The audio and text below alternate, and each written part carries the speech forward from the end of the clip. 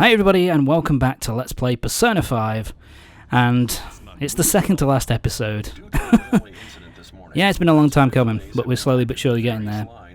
And this is pretty much the way I'd put it is it's pretty much the start of the epilogue. The second half of the epilogue. It's the start of the second half of the epilogue, where the first half of the epilogue is kind of like us going into prison, the main character going into prison, and the rest of the gang trying to find a way to get him out of Juvie. The second half is pretty much the celebration of him getting out, and then saying his saying his goodbyes to everybody before, to end the game off. And we're going into the animated cutscene. We're back. And everybody's here. The whole gang's here. Well, except one.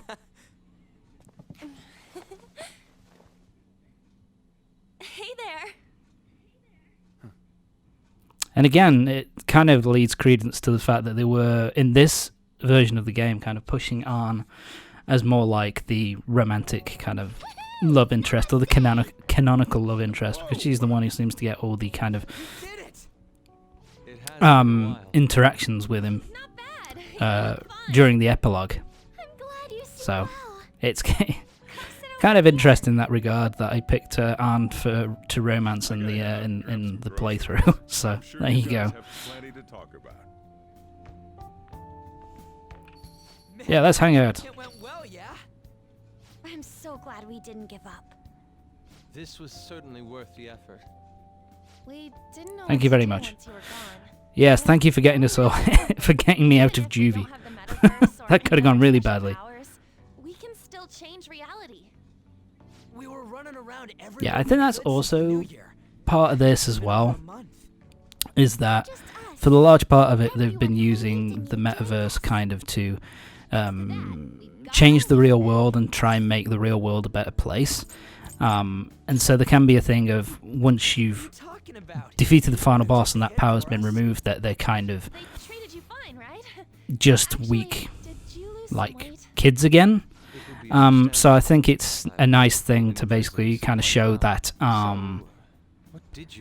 they still have the power to change the world, even if they don't have, they still have control over their destiny, even if they don't have the kind of, those kind of special abilities left. They still have the kind of relationships that they've made and the contacts that we've made throughout the story, which kind of helped us to kind of become strong, get the main character out of trouble. So I kind of like that they kind of show that they've still got the ability to do things, and that what they've gone through has kind of changed them for the better to kind of make them stronger. But yeah, we're now reminiscing about Mona, the fact that Morgana is gone forever, truly and completely gone forever, and will not be walking through the door at any point. 100% truth. Oh, hi, Morgana. So yeah, Morgana has somehow survived, and he's back. But yeah, he's kind of stuck in his he's just in his cat form now. The only me that disappeared was the one in the metaverse. And this is something which I kind of think is kind of interesting, in that Morgana's mouth didn't really move when you saw his portrait in the when he was in regular form. You just saw kind of Morgana's kind of metaverse avatar when he was speaking, and now we've got the real world cat Morgana kind of just speaking. It's kind of weird. But yeah. Well done on that, seriously. You pulled it off even without my help. So yeah, Morgana was just apparently. I'm sorry. So yeah, Morgana's kind of wandered off. and didn't want to basically show up because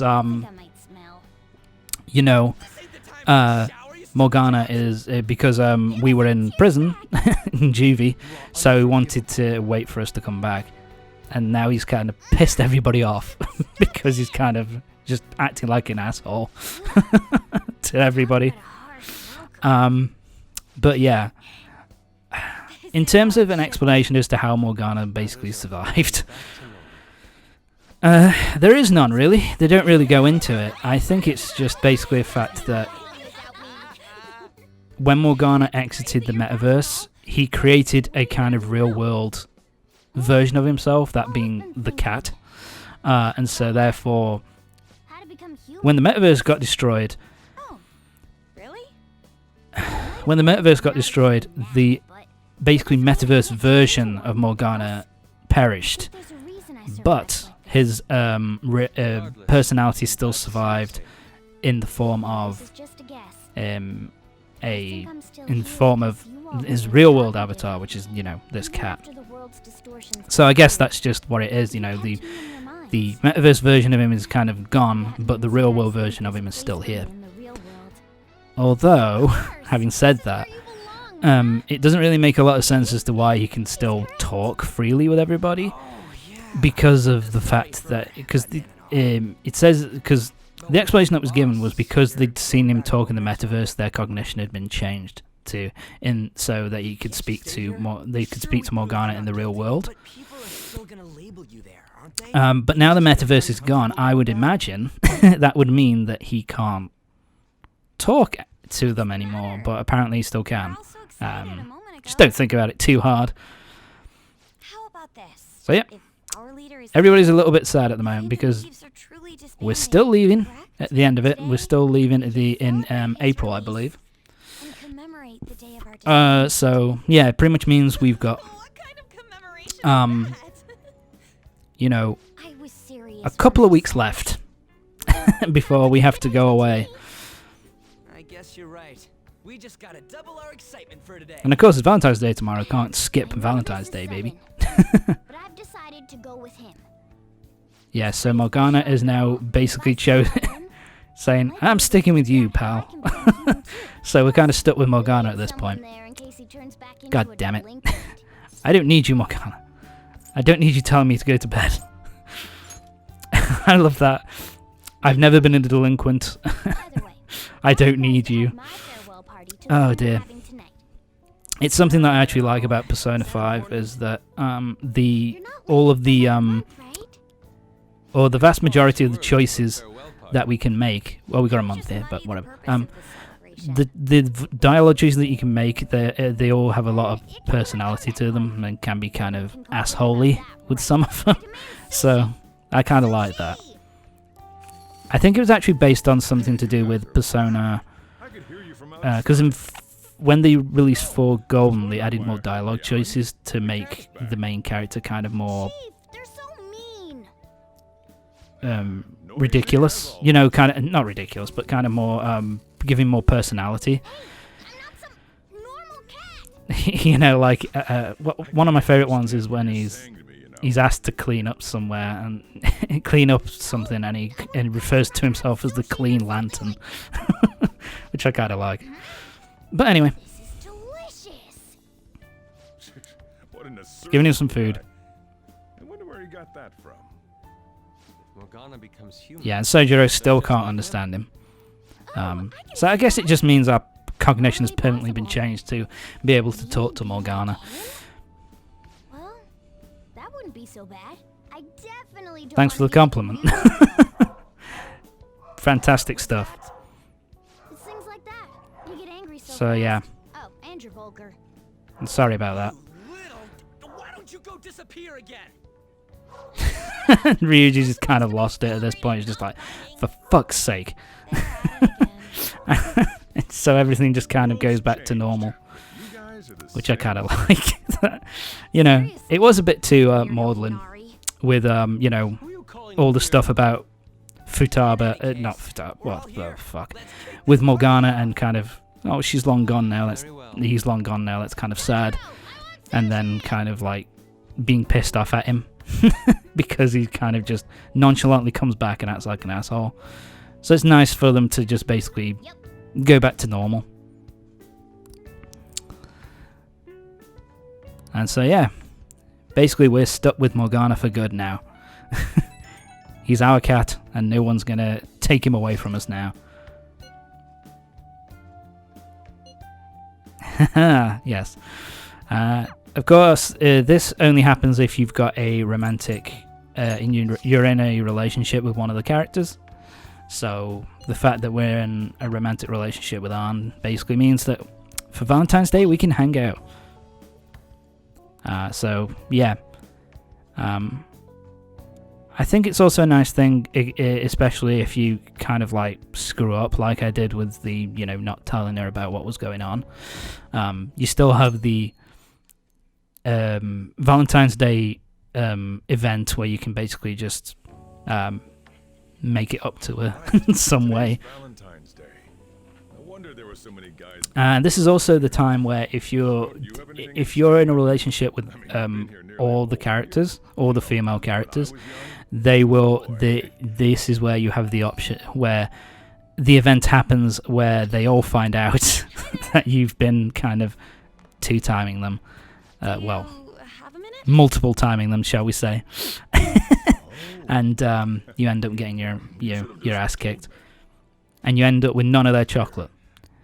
But you do get Sojiro's kind of pity chocolate, and apparently he's able to kind of smooth over the situation, so it kind of doesn't go completely to shit, which is kind of interesting. But there you go. Thanks.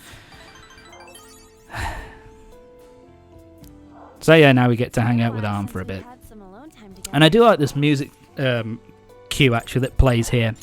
It's kind of a smooth, romantic kind of music, which I kind of like. This is for you. Isn't it heavy? I filled it with love. Thank you. It's actually light. That's kind of a dick move, dickhead thing to say, really. So yeah, you get Arn's chocolate, which is an SP restoring ability. You should have told me you were planning on And here we go. taking yourself in. You should have told me. Yeah. Sorry to worry you. It's okay. I'm fine. And yeah, so there it's kind of smoothed over if you fuck that up a bit. I don't want to go home today. So yeah, if you're in a relationship with someone and you have the Valentine's Day event, that you basically get their chocolate So, as a can I sit next to you? you basically get their chocolate, which is if I remember correctly, is a full SP restore for for one character. So it's actually a pretty useful thing, which is kind of want to come with me. So we're gonna go. Enough of this. I came here to have fun with you. I already waited this long for you to get released. So I guess long distance is nothing. She's very tempted though Even when we say so, that. you kept me waiting way too long. I'll smack you if you say I'm too heavy. I like that little line. And we spend a romantic evening with Arn. I actually do like Arn's kind of romantic her Valentine's Day event. It's actually pretty nice. But yeah, now we fast forward to the 19th, which is the day before we have to leave and have to go back to our hometown. You're finally taking off tomorrow. Damn right. Said you don't have to help out here today. Go and see your friends. So yeah, the last day is basically the same as in Persona 4 Golden, actually. The last day here is that basically you go around and talk to everyone you maxed out your social link with. Now, to be fair, do you have to? You don't have to. You don't have to do that if you don't want to. You can be an asshole. And you can just like ignore them, go out the front door, and then go immediately back, and you won't get talk to everybody. But it's a nice. I think it's a nice little bit of closure for with all the social links that you've done over the course of the game. And of course, I think you get an item from every single character. Hang out with me sometime. Basically, it's just a way of. It's just to show that in future playthroughs, when you go to New Game Plus, it's just to show, okay, you have this item, which means you've maxed out Futaba's social link, or you've maxed out Sojiro's social link, or whatever. So that's all kind of nice stuff, really. But yeah, talking about them, basically Futaba said that, you know, Kana-chan, her friend, has basically gotten into high school. She's going to start going next in the start of the next year.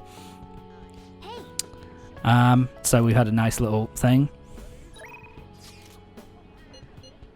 And so yeah, Ann is the only. I think it's the one who you're in a romantic relationship with. They're the one who kind of reaches out to you and like, you definitely want to talk to. I definitely want to talk to you. And so it's worth just doing that straight away. Although I've kind of fucked up there because just outside of what's the name of it? Of the cafe is Sai. So we should have talked to her first. Yes. Are you serious? Is that true? Said she saw me in the yeah. So Ann is. So yeah, the item we get from her is a copy of next month's Vague. Nice.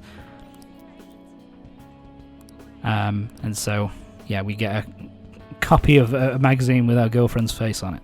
So there you go. I'm going to be a proper lady someday. Just So yeah, there you go. Oh. So they're all just kind of fun little You're right. short events, short little dialogue scenes, just basically telling you, oh yeah, you were awesome. You really helped me out with this, and this. And we get the dog tag from Takemi. I'm sure we'll meet again. If you don't. If you don't die, we'll take care. Thank you for that. Let's Hello. talk to Sai. So yeah, these events, these little dialogue options, they're all fairly short. It's just basically, like I say, it's just basically a little. They thank you for everything they've done for you, and they want you to, take care and be nice and all that, and just return home and just have a good life, so to speak. Anne's the only one who because we're in a romantic relationship with her, where she's I'm like, not worried about you. "I'll see you again. Never yourself. I'll definitely see you again." All right, sure. See you, Sai. So let's talk to Yoshida here.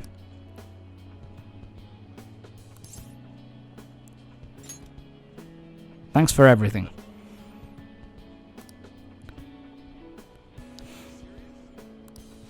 I lucked out.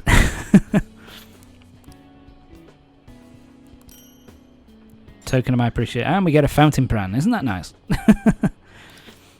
I fought back when it's straight on the right path.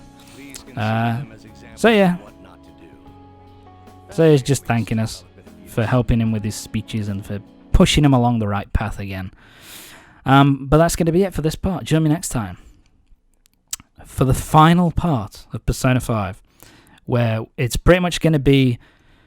there's not a lot going to be happening in that final part, I can tell you that much. We're going to be talking... we're going to be finishing off our goodbyes, talking to all our friends. And then it will be the end of the game. So join me next time for the next part and the final part of Persona 5. See you next time.